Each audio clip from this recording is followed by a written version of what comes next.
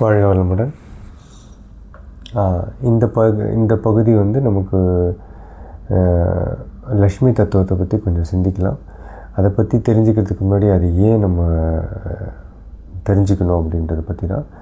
நீங்கள் இதுக்கு முன்னாடி உள்ள பதிவு இஷ்ட தேவதா பார்ட் 1 பார்ட் 2 போட்டிருக்கேன், அதையும் பாருங்கள். அதுக்கு முன்னாடி உள்ள மைண்ட் பாடி சோல் பார்க்கலைனாலும் அதுவும் பாருங்கள். ஏன்னா அதெல்லாம் கொஞ்சம் பேசிக்கான விஷயம். அந்த பேசிக்கான விஷயம் உங்களுக்கு தெரிஞ்சால் தான் இந்த பதிவில் கொஞ்சம் உங்களுக்கு நல்லா புரியும். இப்போ எப்பயும் நம்ம பதிவு தொடங்குறதுக்கு முன்னாடி சாண்டிங் பண்ணிடலாம். கண்களை மூடிக்கொள்ளுங்கள். ஃபஸ்ட்டு ஓம் சாண்ட் பண்ணுறோம், அதுக்கப்புறம் தெய்வங்கள் ஸ்லோகாஸை சாண்ட் பண்ணிவிட்டு ஆரம்பிக்கலாம். கண்ணை மூடிக்கொள்ளுங்கள்.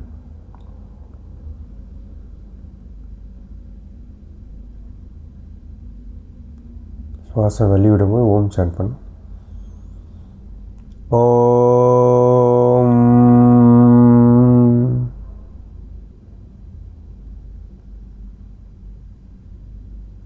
ஓம்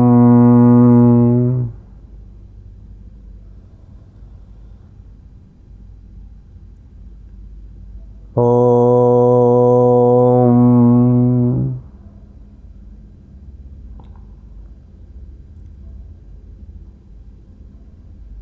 மனசில் கணபதி தியானம் பண்ணுங்கள்.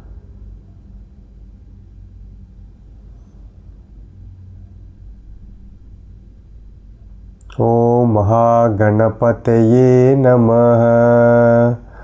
வக்ரதுண்ட மகாகாரிய சூரியகோட்டி சமர்ப்பிரதா நிர்விக்னம் குருவே தேவோ சர்வகாரியேஷு சர்வதா. குருவை தியானம் பண்ணுறோம். குருர் பிரம்மா குருர் விஷ்ணு குருர் தேவோ மகேஸ்வர குரு சாட்சாத் பரபிரம்ம தஸ்மை ஸ்ரீ குருவே நமः. குருவோட ஆசீர்வாதம் பெறும்.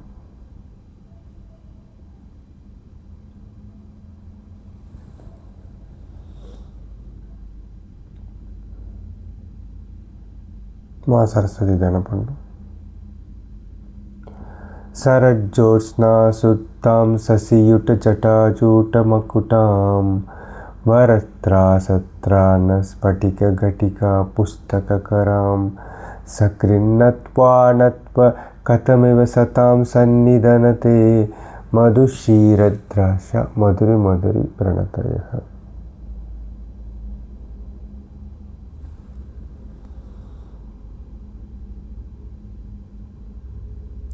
शिवाय गुरुवे नमः. श्रीमात्रे नमः.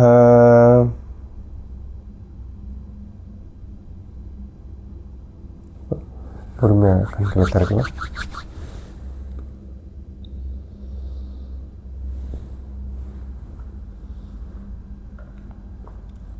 இன்றைக்கி நம்ம வந்து சிந்திக்கிறதா இருக்கிறது லக்ஷ்மி தத்துவத்தை. நீங்கள் போன பார்ட்டு இது இஷ்ட தெய்வத்தை பார்த்துருந்தீங்கன்னா நான் சொல்லியிருப்பேன். இஷ்ட தெய்வத்தை வந்து நம்ம வந்து எப்படி நம்ம வழிபடுறது, பின்ன நம்ம எப்படி நம்ம சூஸ் பண்ணுவோம், எப்படி கம்யூனிகேஷன் பண்ணுவோம் அப்படின்னு. நீங்கள் கேட்கலாம், சார் நான் தான் இஷ்ட தெய்வத்தை சூஸ் பண்ணிட்டேன், என் இஷ்ட தெய்வத்தை நீங்கள் எல்லா நம்மளோட வாழ்க்கையோட எல்லா பிரச்சனையும் சால்வ் பண்ணணும்னு சொல்லிட்டீங்க, அப்புறம் ஏன் நம்ம வந்து லக்ஷ்மி தத்துவத்தை பார்க்கணும் அப்படின்னு நீங்கள் உங்கள் மனசில் என்ன இருக்கலாம் தெரிஞ்சுக்கணுன்னு. நீங்கள் பாருங்கள், நம்மளோட ரிஷி முனிகள்லாம் வந்து ரொம்ப சூப்பராக இந்த இந்து மதத்தை வந்து இது பண்ணியிருக்காங்க.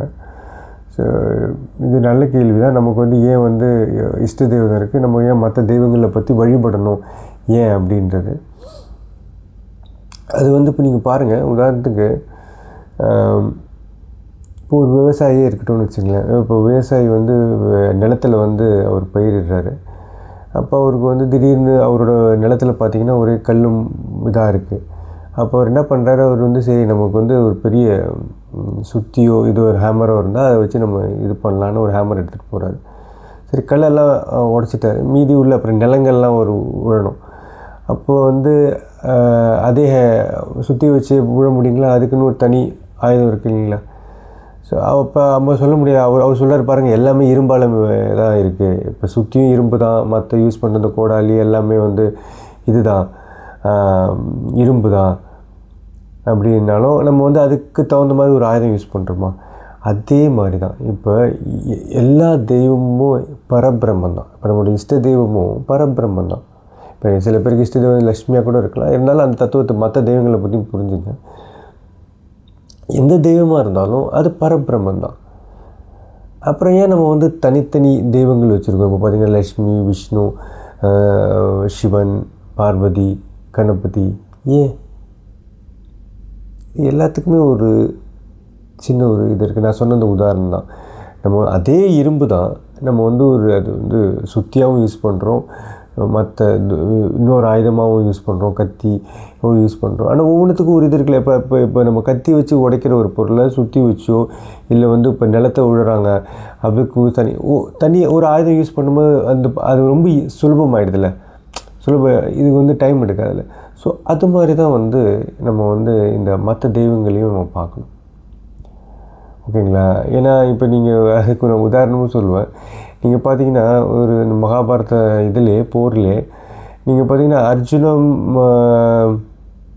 அர்ஜுனுக்கும் பீஷ்மருக்கும் போர் நடக்கும். ரொம்ப நாள் பார்த்தீங்கன்னா அந்த போரில் வந்து யார் பக்கமும் வெற்றி இருக்காது.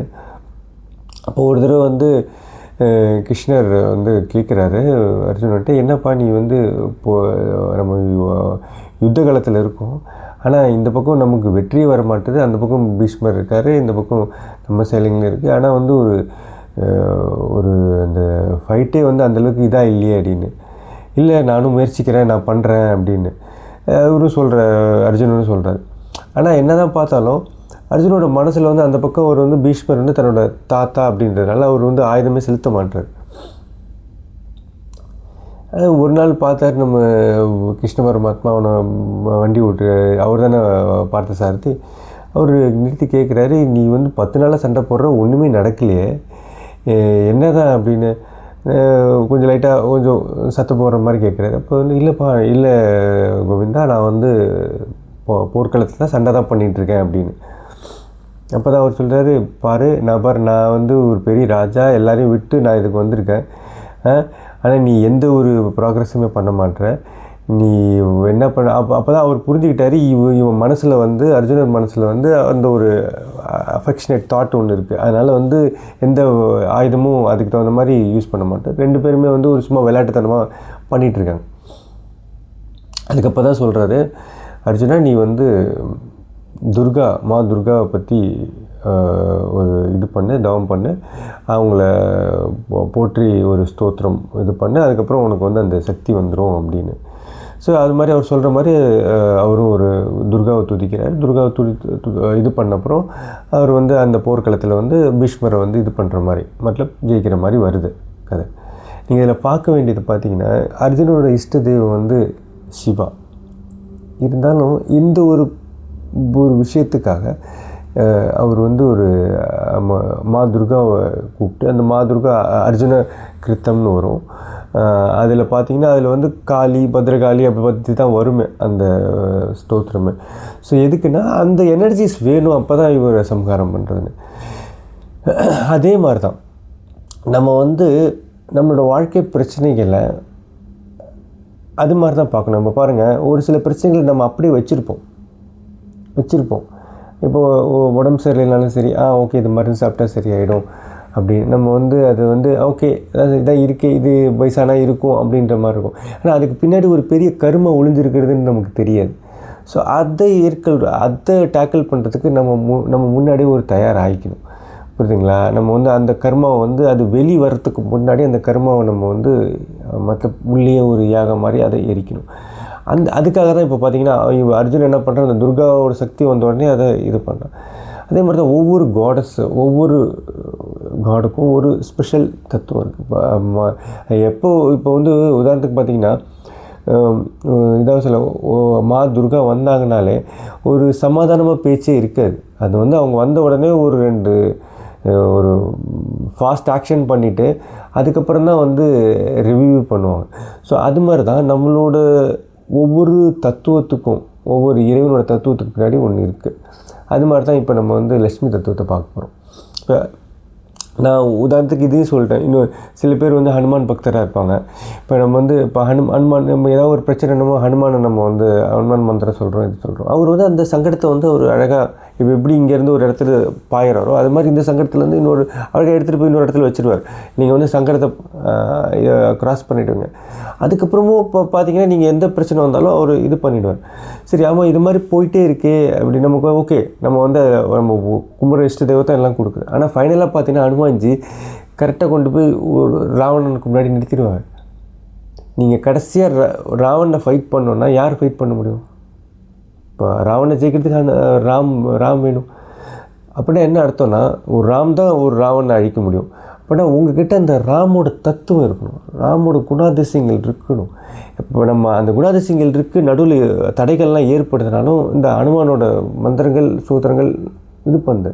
ஆனால் எப்போ உங்களுக்கு ராமோட தத்துவம் வந்துருச்சோ பெரிய ஒரு லாஸ்ட்டாக நீங்கள் தான் ஃபேஸ் பண்ணி ஆகணும், உங்களோட வேறு வழி இல்லை அப்படின்னும் போது உங்களோட இந்த தத்துவம், இந்த தர்ம தத்துவம் வந்து எல்லாத்தையும் சரி பண்ணும். அதனால் அனுமான் வந்து அதை இது பண்ண மாட்டான்னு கிடையாது. நீ ஒரு இடத்துல போகிற அந்த விஷயத்தை ஃபேஸ் பண்ண முடியலன்னா திருப்பி இன்னொரு ஆப்பர்ச்சுனிட்டி வரும். அவர் அங்கேருந்து எடுத்துகிட்டு போய் ஒரு இடத்துக்கு உங்களுக்கு ரெஸ்ட் பீரியட் கொடுப்பார். ஆனால் உனக்கு முக்கியமாக நான் சொல்ல வர்றது என்னென்னா இந்த ஒரு தத்துவம், இந்த ராமோட தத்துவம். ராமோட தத்துவம்னு அவ்வளோ சீக்கிரம் சொல்ல முடியாது. ஏன்னா ஃபுல் ராமாயணமே நீங்கள் படிக்கணும். அப்போ தான் உங்களுக்கு அந்த ராமோட தத்துவத்தை பற்றி புரியும். புரியுதுங்களா? அவரோட குணாதிசயங்கள் எப்படி இது பண்ணுறாரு அதெல்லாம் நம்மக்கிட்ட இம்பைவ் ஆயிடுச்சுன்னா, அந்த தர்மம் அது இம்பைவ் ஆச்சுன்னா கண்டிப்பாக அந்த ஒரு நம்ம பிரச்சனையிலேருந்து வெளியே வந்துடலாம். இப்போதைக்கு நம்ம பார்க்குறது வந்து ஒரு லக்ஷ்மி தத்துவம். அதனால தான் நம்ம இப்போ லக்ஷ்மி தத்துவம் வந்து ஒரு பேசிக்கான கான்செப்ட். அது தெரிஞ்சிருச்சுன்னா அதுக்கப்புறம் நம்ம வந்து நிறைய விஷயங்கள் மேலே போகலாம். இப்போ பாருங்கள், நம்ம இதுக்கு முன்னாடி உள்ள வீடியோஸில் நம்மளோட மனசை வந்து ஒரு இதாக சொல்லியிருக்கோம், ஒரு நிலம் மாதிரி தான் சொல்லியிருக்கோம். அந்த நிலம் வந்து இப்போ அந்த நிலத்தை வந்து இப்போ பாருங்கள், ஒரு சாதாரண ஒரு விவசாயி அவர் வந்து இந்த நிலத்தில் பயிரிடணுன்னா அவர் என்ன பண்ணுவார்? முதல்ல நிலத்தை போய் பார்ப்பாரு, எப்படி நிலம் இருக்குன்னு. நிலம் வந்து கல் முள்ளுமாக இருந்ததுன்னா அதை வந்து இது பண்ணணும். அதுக்கு முன்னாடியே முதல்ல என்ன பண்ணுவார்? அந்த நிலத்தில் ஏதாவது குப்பைகள் வேண்டாத இது இருந்தால் அதை எல்லாத்தையுமே களையணும். வேண்டாத விஷயங்கள்லாம் அது எல்லாத்தையும் எடுத்து அவர் என்ன பண்ணுவார்? ஒரு இடத்துல போட்டு அங்கேயே உரமாக்குவார். புரியுதுங்களா? ஒரு இடத்துல குழி மாதிரி தோண்டி அந்த இடத்துல உரமாக்குவார். இப்போ பாருங்கள், உரம் ஒரே நாளில் ஆகிடுமா? நம்ம எல்லாத்தையும் பெருக்கிறோம், உள்ளே போடுறோம், ஒரு குழி தோண்டி போடுறோம், அது உரமாகணும். இது உரமானதுக்கப்புறம் அவர் என்ன பண்ணுவார்?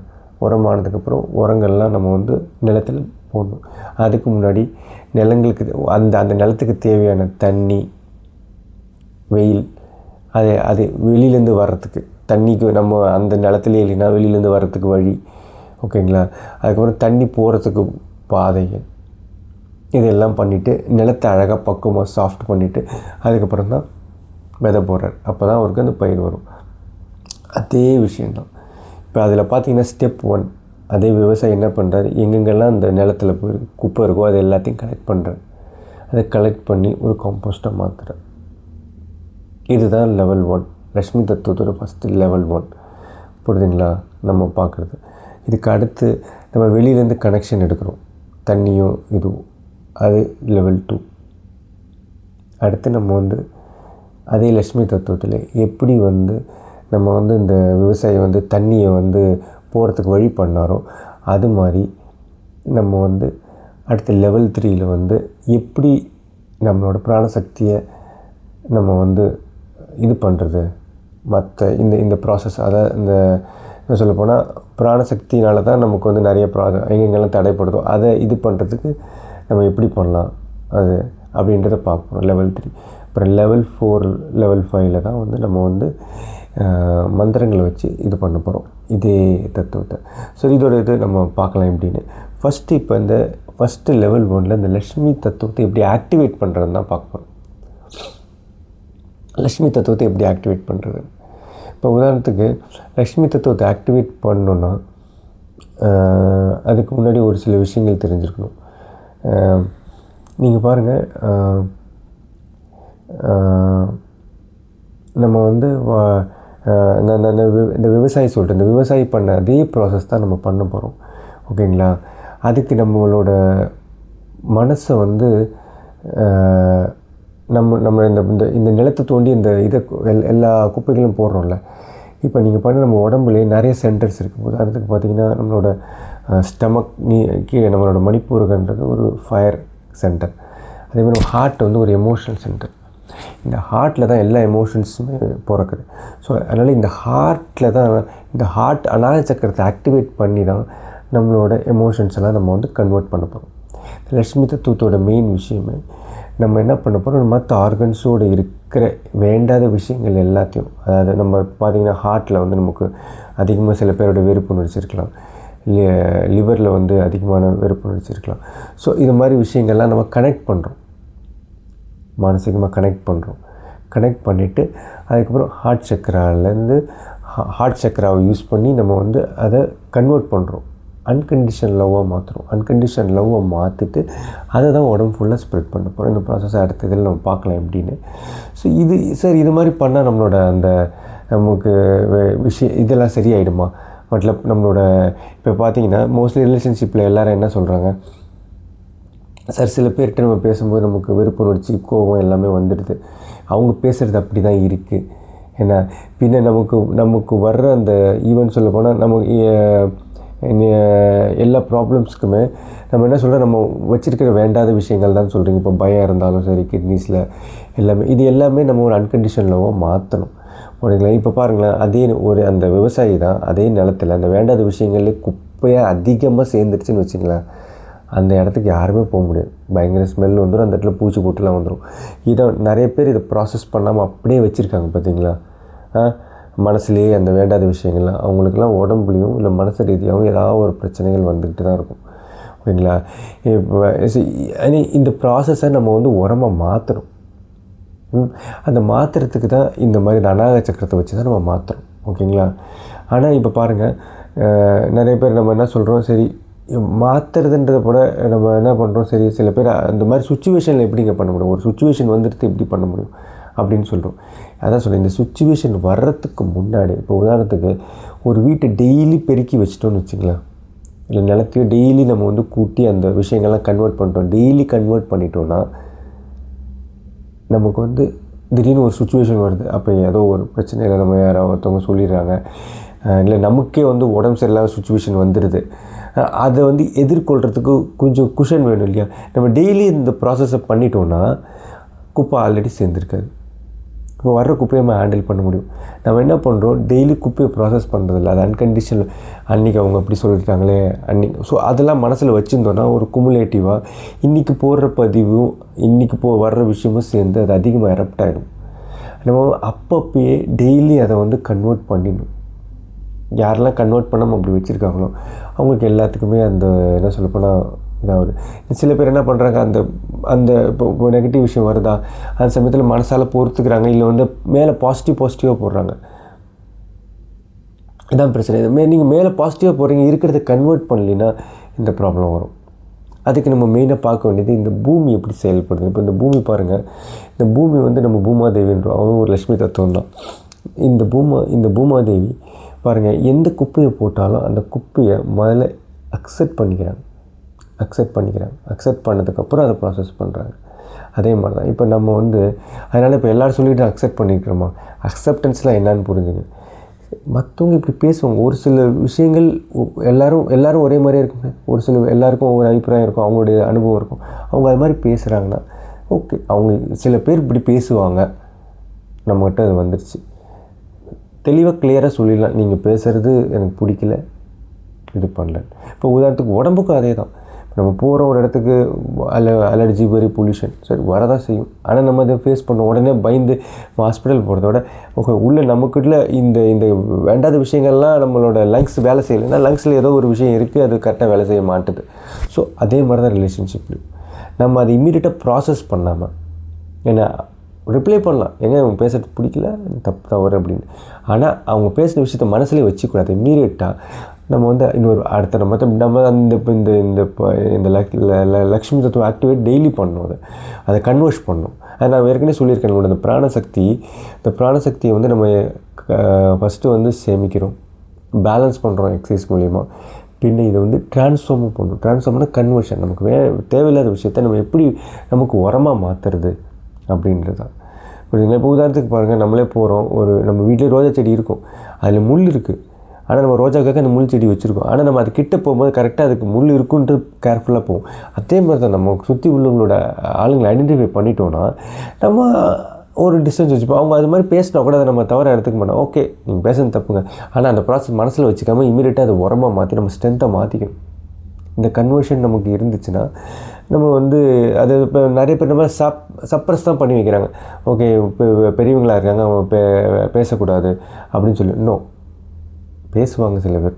அதை நம்ம வந்து எப்படி கன்வெர்ட் பண்ணுறது, டெய்லி போய் ஹார்ட் சக்கரை ஆக்டிவேட் பண்ணி அதில் வந்து அன்கண்டிஷ்னல் லவ்வாகவே மாற்றி அதை நம்ம உடம்புக்குள்ளே ஃபஸ்ட்டு ஸ்ப்ரெட் பண்ணிவிட்டு அதுக்கப்புறம் அவங்கள ப்ளெஸ் பண்ணாலும் அது வந்து ப்ராப்ளம் சால்வ் ஆகும். ஓகே, இதே தான் இந்த பூமியை தான் பண்ணுது. அதனால தான் நம்ம வந்து அந்த பூமி பாருங்கள் டெய்லி அதை ப்ராசஸ் பண்ணிடுது. உள்ளே போய் அதை வந்து நம்ம அதான் அந்த விவசாயி பண்ணுறோம்.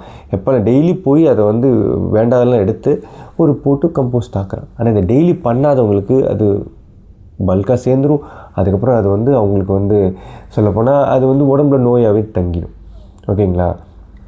ஸோ இதுக்கு தான் இப்போ இதுக்கு ஏன் வந்து நம்ம வந்து லக்ஷ்மி தத்துவம் அப்படின்னு பேர் வச்சோன்னா, இது பாருங்கள் நம்ம வந்து ஏன் அநாத சக்கரத்தில் பற்றி ஆக்டிவேட் பண்ணுறோம் அப்படின்றதுக்கும் ஒரு நல்ல ஒரு இது இருக்குது. நீங்கள் வந்து நம்ம பார்ப்போம் நிறைய பேர் நம்ம வந்து திருப்பதி வெங்கடாச்சலபதியை பற்றி நம்ம பார்ப்போம். பாலாஜி அவர் மோஸ்ட்லி இப்போ அந்த திருப்பதி கோயில் எல்லாருமே போகிறாங்கன்னா ஏதாச்சும் ஒரு அவங்களுக்கு இந்த ஒரு வேண்டுதலுக்காக போவாங்க. எங்களுக்கு அந்த ப்ராப்ளம் இருக்குது அப்படின்னு சொல்லி. மோஸ்ட்லி பார்த்திங்கன்னா அந்த கோயில் வந்து அதில் கொங்குனி சித்தர் அவரோட சமாதி தான். அவர் வந்து மக்களுக்கு எல்லா வேண்டிய செல்வங்கள் அனுகிரகம் பண்ணுறதுக்காக தான் இருக்கார். அதுக்கு மேலே தான் பாலாஜி இருக்காங்க. ஆனால் அந்த அந்த மெயினாக அந்த திருப்பதிக்கு எல்லோரும் வந்து சரி நம்ம போய் நம்ம வந்து என்ன சொல்ல நம்ம என்ன கொடுக்குறோமோ அதான் நமக்கு நிறையா கிடைக்க போகுதுன்றதுனால நம்ம போய் நம்மளும் காசும் டொனேட் பண்ணுறோம். ஸோ அதனால் வந்து அங்கேருந்து நமக்கும் வந்து செல்வங்கள் கிடைக்க போகுது. நீங்கள் சரியாக பார்த்தீங்கன்னா நம்ம போகிறோம், அங்கே போய் பெருமாளை தரிசனம் பண்ணும்போது அங்கே வந்து பெருமாள் தான் இருப்பார். அங்கே வந்து லக்ஷ்மி நமக்கு தெரிய மாட்டாங்க. ஆக்சுவலாக லக்ஷ்மி வந்து அவருடைய ஹிருதயத்தில் தான் இருப்பாங்க. ஆக்சுவலி இதுதான் நம்ம ஆக்டிவேட் பண்ண போகிறோம். எப்படின்னா பாருங்கள், இந்த கதை எப்படி அந்த திருப்பதி பாலாஜி ஓட கதை நீங்கள் பார்த்தீங்கன்னா, விஷ்ணு வந்து உறங்கிட்டுருப்பார் வைகுண்டத்தில். அப்போ வந்து ஒரு அந்த பிருகு முனிவர் அவர் வருவார். அவர் வந்து அவர் வர்றதை கவனிக்காமல் விஷ்ணு வந்து உறங்கிட்டு இருக்கிறத லக்ஷ்மிக்கு காலில் அமுச்சு விட்டுட்ருப்பாங்க. அவர் வர்றது கவனிக்காமல் இவர் உறங்கினதுனால அவர் கோவம் வந்துடும். கோவம் வந்து என்ன நான் வந்தது உனக்கு தெரியாமல் நீ இது பண்ணிகிட்ருக்கேன், நான் பெரிய ரிஷின்னு சொல்லிட்டு அவர் வந்து அவர் காலை வச்சு அவர் இது பண்ணிவிடுவார், மேலே எட்டி வச்சிடுவார் அவர். அப்போ ஆனால் அதை எட்டி உதச்சதுக்கு அப்புறம் கூட விஷ்ணு வந்து அமைதியாக ஏஞ்சி ஐயோ நீங்கள் பெரிய ரிஷி, நீங்கள் வந்ததே நான் பார்க்கணும்னு சொல்லி அவரை உட்கார வச்சு அவருக்கு வந்து காலை அமுத்தி விடுறதாகவும் அந்த கதை நமக்கு தெரியும். ஓகேங்களா? இதில் நீங்கள் ஆனால் இந்த ரிஷி வந்து போயிட்டதுக்கு அப்புறம் அவரோட ஆணவம் அதில் கொஞ்சம் நேரத்தில் அழிஞ்சிரும். லக்ஷ்மி தேவி அந்த வைகுண்டத்தை விட்டு அவங்க போயிடுவாங்க. அவங்க வந்து கோச்சிக்கிட்டுலாம் போகல. அவங்க வந்து ஆக்சுவலாக அவங்க அது வந்து நமக்கு இந்த கான்செப்டை புரிய வைக்கிறது தான். இப்போ பாருங்கள், இவர் வந்து விஷ்ணு பகவான் வந்து அவர் அந்த பிருகுமுனிவரை இது பண்ணதுனால லக்ஷ்மி அந்த இடத்த விட்டு போக வேண்டிய சூழ்நிலை. நீங்கள் நல்லா அந்த ப்ராசஸை பார்த்தீங்கன்னா யார்கிட்ட இப்போ நம்ம எல்லாருமே நான் ஏற்கனவே முன்னாடி வீடியோ சொன்னேன், நம்ம உடம்புல எப்படி வந்து லக்ஷ்மி நாடி இருக்குது, சரஸ்வதி நாடி இருக்குது, நம்ம அந்த முழு தண்டே வந்து ஒரு விஷ்ணு உறங்குற மாதிரி தான். அதான் தத்துவமே. ஓகேங்களா? நம்ம எல்லாருமே என்ன பண்ணுறோம், ஒரு சில விஷயங்கள் வேண்டாத விஷயங்களில் நம்ம சரின்னு சொல்லி வச்சுருக்கோம். இப்போ உதாரணத்துக்கு பார்த்தீங்கன்னா நம்மளே கோவப்படுறதை நம்மளே ஜஸ்டிஃபை பண்ணிவிடுவோம். நம்மளே வருத்தப்படுறதுனா இதெல்லாம் சகஜத்தை நம்ம ஜஸ்டிஃபை பண்ணிவிடுவோம். ஓகே வருத்தம் இருக்க தான் செய்யும். நீங்கள் உங்களுக்கு இது மாதிரியான குணங்களை நீங்கள் வந்து ஜஸ்டிஃபை பண்ணிங்கனாலே, என்ன கோபம் வெறுப்பு பயம் இதெல்லாம் ஜஸ்டிஃபை பண்ணிங்கனாலே உங்களை விட்டு கொஞ்சம் கொஞ்சமாக இந்த லக்ஷ்மி தத்துவம் வெளியே போயிடும். சரி, அந்த லக்ஷ்மி எங்கே போனாங்க? அந்த லக்ஷ்மி அங்கேருந்து பூலோகத்துக்கு போயிட்டாங்க. அப்போ திருப்பி வந்து விஷ்ணு வந்து மனிதராக பிறந்து அவர் நிறைய துன்பப்படுறாரு. அதுக்கப்புறம் அவங்க ஒரு ராணியாக பிறக்கிறாங்க. அங்கே போய் ஒரு திருமணம் பண்ணுறாங்க. அதுக்கப்புறம் திருமணம் பண்ணதுக்கப்புறம் அதுக்கப்புறம் அவர் வந்து பாலாஜியா மਤਲਬ அவரோட விஷ்ணு தத்துவம் அவரை வந்து ஆக்டிவேட் ஆகி அவர் வந்து அம்மா வந்து லக்ஷ்மி வந்து தன் ஹிருதயத்திலே இது பண்ணிடுறாங்க. புரியுதுங்களா? இப்போ இந்த இது வராக புராணத்தில் வருது. இதை தான் நம்ம பேசிஸாக இந்த ப்ராசஸில் பண்ண போகிறோம். ஓகேங்களா? இதை தான் நம்ம ஆக்டிவேட் பண்ண போகிறோம். ஓகேங்களா? ஸோ இது நீங்கள் பாருங்கள், அந்த தத்துவம் என்ன, அதில் அவர் எப்போ அந்த லெசனை லேர்ன் பண்ணுறாரோ அப்போ தான் அவருக்கு இதாகுது. நம்ம அன்றைக்கி என்ன பண்ணோம், எந்த இதெல்லாம் வேண்டாத விஷயம் நம்ம வச்சுருக்கோமோ அதை நம்மளே ஜஸ்டிஃபை பண்ணுறோமோ ஏன்னா அப்போ நம்மளை விட்டு லக்ஷ்மி தத்துவம் போயிடும். மீண்டும் அந்த லக்ஷ்மி தத்துவம் நமக்கு வேணும்னா, லக்ஷ்மி தத்துவம் அதாவது சொல்ல போனால் நம்ம இந்த வேண்டாத விஷயங்களை நம்ம எங்கே ப்ராசஸ் பண்ணுறோம், நான் சொன்ன அந்த அநாக சக்கரத்தில். அந்த அநாக சக்கரத்தை நீங்கள் கரெக்டாக ஆக்டிவேட் பண்ணி இதெல்லாம் நீங்கள் ப்ராசஸ் பண்ணிட்டீங்கன்னா உங்களுக்கு என்ன சொல்ல போனால் வில் கெட் தட் ரிசல்ட். இப்போ இந்த ப்ராசஸ் எப்படி பண்ணுறோன்னு நம்ம அடுத்த வீடியோவில் கொஞ்சம் டீட்டெயிலாக பார்க்கலாம். ஓகேங்களா?